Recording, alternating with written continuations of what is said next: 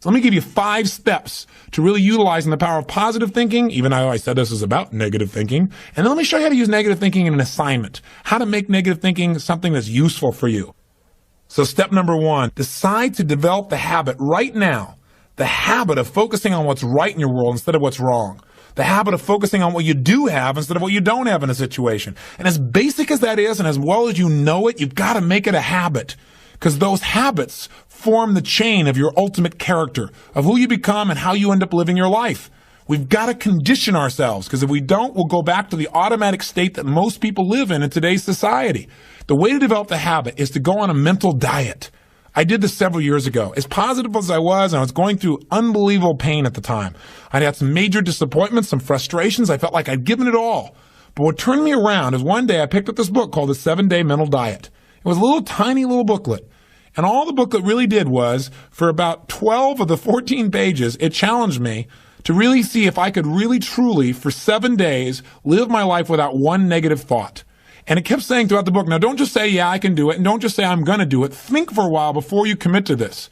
Don't actually commit unless you're really going to do it for 7 straight days, no matter what. It doesn't mean you don't have a negative thought. It just means that if you have a negative thought, you don't speak it. You set it aside. You forget about it. Or you replace it. If you say something negative, you go erase. What I really mean is this. Or you say, that's not what I mean. Here's what I mean is this. And you immediately focus on something good. It's not that nothing negative ever comes out. It's that you immediately do not allow yourself to hold a negative feeling, a negative thought for 7 straight days, day and night, even when it gets tough. Even when somebody disappoints you, even when you get frustrated, even when you give your all and it still turns up lousy. Listen, if all I did was rant and rave on this tape and you didn't listen to anything else I said, but you took on this 7-day challenge, you can't believe what it'll do to your life. Now, I got to tell you, when I first read the book, I thought, wait a second, being positive isn't going to change my life. I got to deal with the real problems around me, those real challenges that are out there. I don't want to just be positive. Somebody says, how's it going? I go, I'm doing great. And they go, why? You go, I don't know, but I just feel good. I don't want to be that way. I want to be real. I want to be on top of things. But you know what? I thought, wait a second. I can be positive about solutions. I can still notice that there's some challenges out there without being negative about it. I can look at the challenges and say, okay, here's what's good about this. Here's how we can use this. Here's how we can turn this thing around. And continue to focus on that. So I took on the challenge for 7 days, changed my life. Now, by the way, one of the keys is you have to have 7 straight days of being absolutely positive. Not one negative thought, not one negative expression that you hold on to. Got to let go of it immediately. If you do not do this, if you're 3 days into it and you do well, and then you have a bunch of negativity, you got to start over. And you know what? After you go about 4 or 5, 6 days in a row doing really well, something major negative is going to happen. How's that for some positive programming? But what it is a test to see how committed you really are.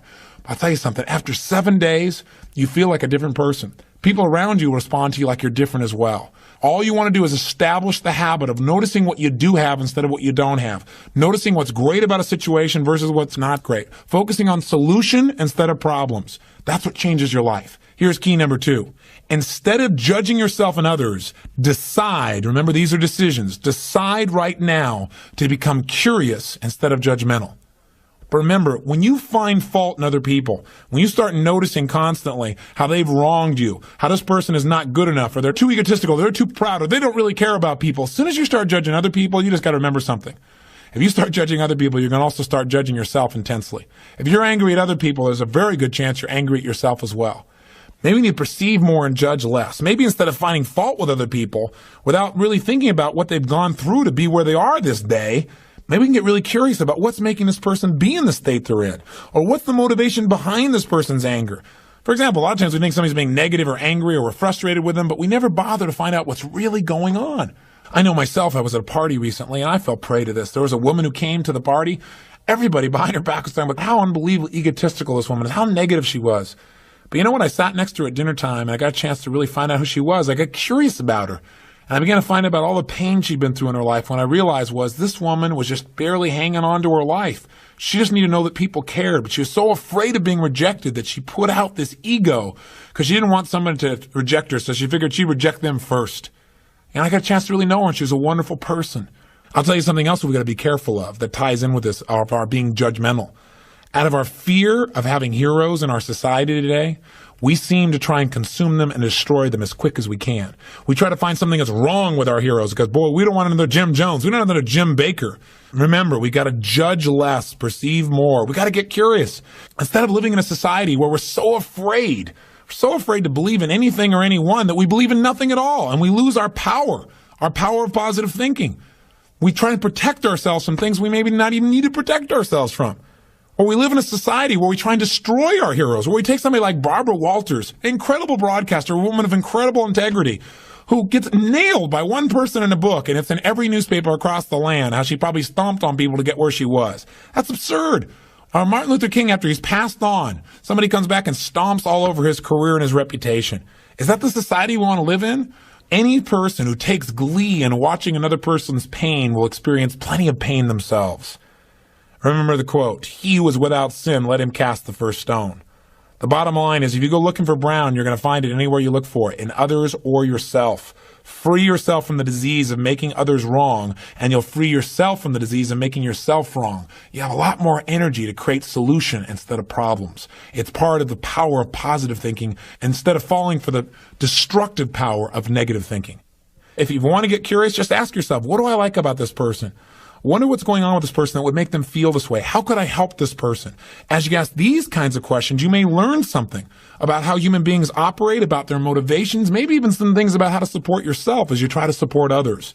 Remember, get curious instead of judgmental. Here's key number 3. If you really want to develop the power of positive thinking as a habit, as a lifestyle, as a strategy for success, then decide right now to find something to appreciate from any seemingly negative person or situation. And develop the habit of giving compliments. See, if you really want to have some more positive feelings in your life, you got to keep focusing on what's right. You got to get curious. And most importantly, you got to find something to appreciate even in the tough times. Because in reality, as we've talked about so often before, the toughest times in your life sometimes provide you with the real resources to change your life. So what we've got to do is find something to appreciate. Not someday when things work out. We got to appreciate where we are right now. And this is something I talked to my daughter Jolie about today. Because she's in an experience today where I thought, well, gosh, she's not being very positive. And I'm going to talk about positive thinking. Because she came in to see me and she's feeling really sad. She's feeling really down, feeling really frustrated. And you know what her problem is? Her problem is she tried out and won the right to be amongst 3 girls who danced in the Electric Light Parade at Disneyland. And that was about 3 or 4 months ago. She's been going there after school every day, driving from San Diego up to Anaheim, burning herself into the ground, getting up and going to school to be a straight A student still, and trying to visit with her family and her boyfriend. And she found herself maxing out. Now think about her problem. Her problem is that she gets to be at Disneyland and fulfill a childhood fantasy. Her problem is that she loves her family and wants to be with them as well. Her problem is she loves to be at school and really do that. Her problem is she has so much abundance that she has to figure out how to get it all in one day and she can't do it. And she's physically burning out. That's her problem. And you know what? She says, gosh, I want to be home. I want to be with you guys and all these things. I don't want to miss out on all this great time we have together. I want to be with you guys. I said, but honey, look what you're doing. She goes, yeah, I don't want to miss out on Disneyland either. I don't want to miss out on my career and what I'm doing and what's going on.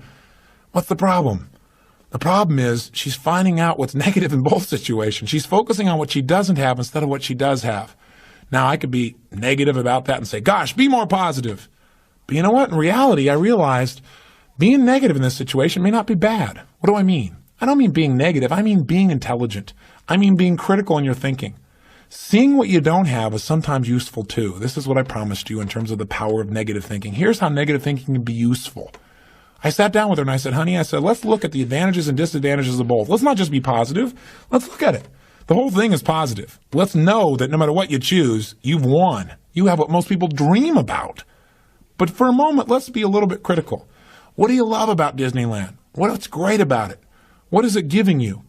And let's ask the question that maybe we don't ask very times when we're just being purely positive. What isn't it giving you? What are you afraid about? What are you missing by being there? What's great about being at home more? What's great about those things? What's not great about that? Be honest. If you were there, what might happen that's not good? What might you miss out on?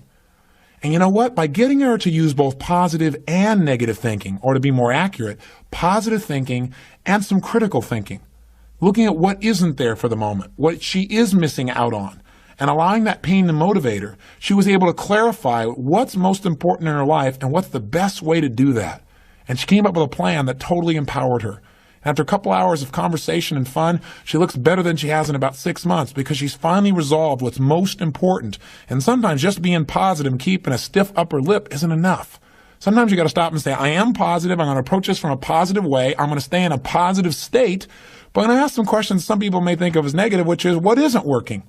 Because if you're not willing to look at what isn't working, you can get yourself in trouble. So when I say number 3 is develop the habit of noticing something you can appreciate out of the situation, even something that seems to be negative. What I mean by that is find out what's working, but also appreciate what isn't working. Appreciate it enough that maybe it creates enough pain for you to want to make a change. Hey, being purely positive all the time is not the ultimate solution. Being purely positive 98% of the time to me is the solution. Remember our steps. Number 1, you're going to focus on how it really is. And that's what we did today. Jolie and I sat down and said, let's see how it really is. And let's not just be positive. Let's stop for a second. How is it really? What's good? What isn't good? What's great? What isn't great in this context? Everything is great, but comparatively, what's great? What's not in both situations? Now, how do you really want it?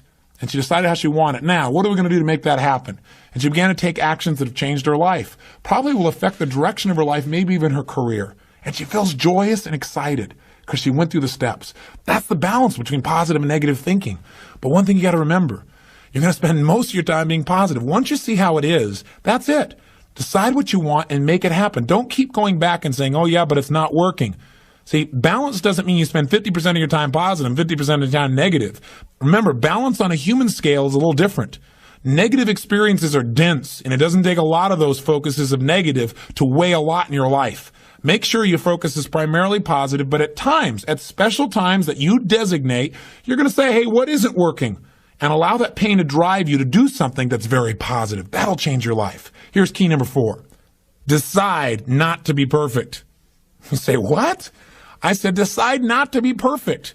One way to make sure you're negative is always trying to be perfect. Because you know what? You're always going to notice you're not. Because you're this thing called a human being. When I talk to my daughter, Jolie, and this girl works so hard to be perfect. Everybody seems to love her. She's a straight A student. She wants to be the very best at school. She wants to be the very best at home. She wants to be the very best at Disney. She wants to be the best at everything. And I'm trying to be the best constantly. In the past, she always noticed what wasn't perfect, and that created pain. So you can't do that. You're gonna screw up.